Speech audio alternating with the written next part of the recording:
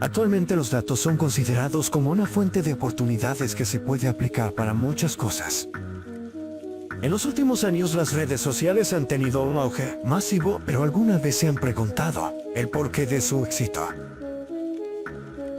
Esto tiene una respuesta simple: la cantidad de tiempo que uno pasa en estas, la retención que poseen, se basa en la segmentación del contenido que nos muestran en base a los datos que conocen de nosotros. De hecho, hay una frase que dice: estos sitios nos conocen más que nosotros mismos. Pero ¿cómo agrupan nuestros datos? Bueno, existen diferentes formas. Una de ellas es usando métodos de clusterización. Entre estos, tenemos el agrupamiento aglomerativo jerárquico. Empezaremos definiendo el término clúster. Se refiere a un grupo de datos, los cuales comparten ciertas características entre sí.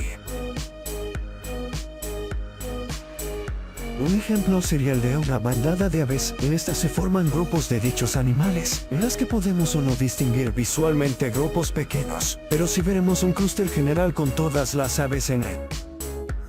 Lo que el algoritmo hará es crear clústeres de una forma ascendente, de forma que partirá desde un solo dato hasta un clúster general con todos los datos.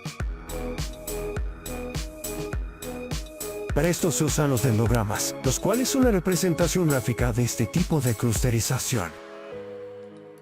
Pero, ¿cómo calculamos las distancias entre los datos? En el algoritmo DEA usamos diferentes fórmulas y técnicas. Para calcular la distancia entre dos puntos, podremos usar dos métricas. Una es la distancia euclidiana y la otra es la distancia de Manhattan. En el caso de las distancias entre los clústeres, tenemos cuatro principales métodos. En el single linkage, la distancia entre dos grupos es la distancia más corta entre dos puntos en cada grupo.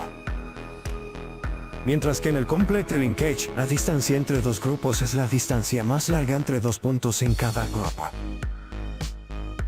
En average linkage, la distancia entre grupos es la distancia promedio entre cada punto de un grupo y cada punto de otro grupo.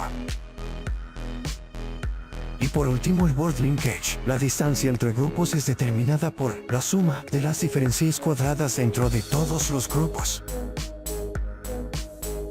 Luego de saber cómo funciona este algoritmo, es tu turno de descubrir otros. El límite es tu imaginación.